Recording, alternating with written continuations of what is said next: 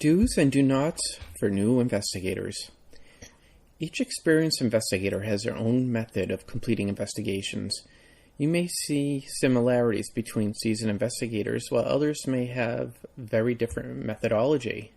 I would suggest learning as much as you can from various investigators and researching the science behind what they do. Some investigators really know their stuff, while others may not. This post will not cover investigative methodology. I will cover that subject in another post. This post will pertain to general advice for newbies. First are 25 do's. 1. In most cases, television is not the best teacher when it comes to paranormal investigation. What you see on most TV shows is designed to gather the best ratings, and any investigation usually doesn't reflect actual investigative procedures. TV shows like Ghost Nation and Ghost Hunters do a pretty good job of representing what an investigation is really like. Working with an experienced paranormal investigator, not a ghost hunter who does it strictly for entertainment purposes, is the best way to learn. 2. Be willing to put aside any preconceptions that you have learned from televisions, movies, religious, or personal beliefs. Keep an open mind. 3. Research anything and everything you can. The more knowledge that you have, the better. There are countless things that you can research that you will never hear on TV shows that will help you in the paranormal investigations. I will cover all of those in another post. 4. Investigations are fun and exciting. However, they may require a lot of pre- and post-work. What you see on TV shows is 45 minutes of highlights from investigations that may have taken several days or a week or more. 5. Investigations don't have to be after dark, especially if you are in a rural area.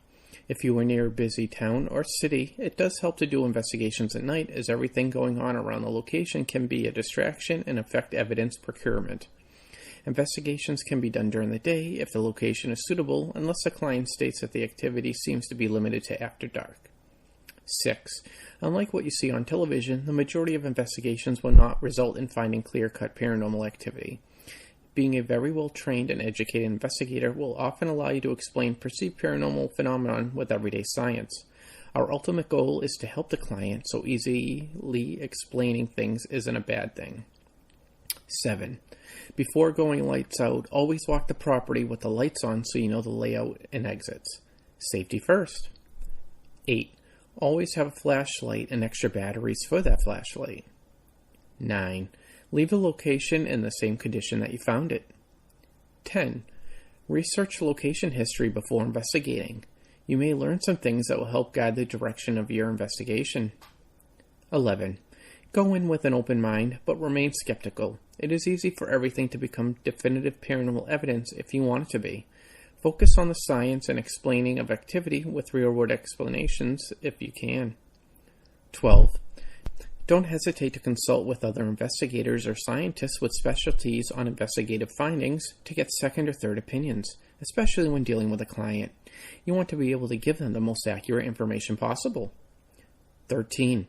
Unlike what you see on many TV shows like The Haunted and similar dramatized TV shows, paranormal activity usually isn't negative and everything isn't out to get you. 14.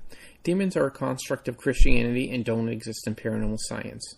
You will hear about them often in movies and some paranormal television shows because it helps increase ratings. While you may find a not-so-nice spirit from time to time, it isn't often. 15. Document everything. I will get more into that on a post about investigative methodology. 16. Respect other groups. Sometimes groups will call themselves paranormal investigators when they are ghost hunters just looking for a thrill of a ghost hunt, which is a strictly recreational activity without the scientific aspect of an investigation, or the desire for continuing education and research that a serious investigator partakes in. The terms paranormal investigator and ghost hunter are often used interchangeably, even though there is a distinct difference between the two. You will often see ghost hunters do things that make you want to correct them or even cringe. Let them have their fun. But if they are open to advice from a paranormal investigator, don't hesitate to educate them in a respectful manner. 17. Do be patient. An investigation may include long hours of not a lot going on in terms of paranormal activity. 18. Bring layers. It can get cold. Even if you don't usually get cold, be prepared. Things can be different when you are sitting around for a bunch of hours. 19. Most groups aren't territorial. Don't hesitate to call around and ask various groups if you can shadow on investigations. The more people you work with can greatly increase what you learn due to different levels of experience. 20. The team should have an umbrella liability insurance policy. It will cover you if anything happens on investigations. 21. Remember that we live in a social media heavy world. If you are involved with a team, please remember that your personal social media pages can reflect on the team. Keep it respectful and be sure to keep your post quality respectful so what you post won't come back as a black eye for your team. 22. Be willing to accept constructive feedback from the team leader. Don't get defensive and start making excuses such as, well, I thought, and on TV I saw. When they give feedback, take it and thank them for educating you. Trying to defend yourself when it isn't necessary out of pride, ego, or fearing what others will think of you won't do you any favors. People will respect you more if you are willing to listen without giving them back any flack. 23. Volunteer to help with everything, including pre-investigative research, setting up, cleaning up, post-investigation work and research, group promotion, and working with colleagues between cases for training purposes.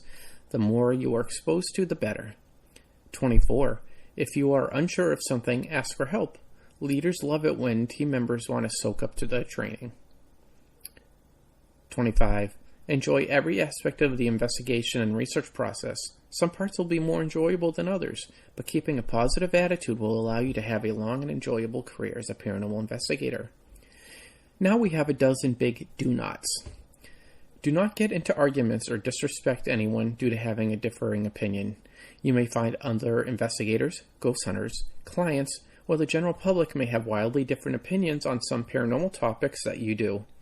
While a friendly discussion is always welcome, keep an open mind and respect that others may think differently, even when you believe that you are in the right. Put aside your need to be right. 2. Never go to a location alone. It is important for legal and safety reasons to have a buddy system. When by yourself, never be out of contact range with others. Use walkie-talkies if necessary. 3. Don't run and scream on investigations. No, dude, run.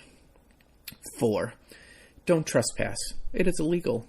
Always ask permission to investigate sites, and preferably have a standard form for the property owner to sign. Even if the site is abandoned, someone has ownership or control of it legally. Contact them ahead of time, and if you are told no, respect that. All credibility is lost to your team if you trespass. 5. No provoking entities negatively on investigations, hoping for a stronger response. Be polite and respectful to the entities. 6. Don't do anything that clients ask you not to do. Respect the wishes of the property owner and their belief system. 7. Don't get lost in your equipment. We have our own senses that can be invaluable in investigations. 8. Don't play with clients' personal belongings at investigation sites. Respect the belongings of the property owner. I know that you may have seen that people on television play with stuff in people's houses or businesses. You don't want to do that. You could break something. Would you want strangers in your house playing with your belongings? 9. Don't post everything over social media to get likes from friends in a private residence or business. An investigation with a client is private privileged information. Some may let you post, but have them sign a release form. 10. No grabbing your significant other's butt or sneaking kisses on investigations. While team members may become good friends, or if you investigate with family or a significant other, it is important to be professional in investigations. You can have fun, but be sure to be professional, especially in front of clients. Watch your language and your please and thank yous. A client will be much more apt to respect a professional investigator compared to one who acts like a juvenile with friends on a ghost hunt. Mind your etiquette. 11. Don't drink or smoke on a client's property. Don't show up to an investigation with 1 or 2 in you because you believe that you can handle it. If you have to smoke, take it off the property and throw the butt away in an ashtray in your car. 12. Don't make the team about you. There is no I in team. Promote and advertise a team, not yourself. It will make your colleagues unhappy if you focus upon yourself. It isn't about you. It's about the team. Your colleagues and the general public will notice if you are more focused on yourself than the team or the work. I understand someone would like to become a standout investigator that is respected in the field, but don't do it on the backs of others.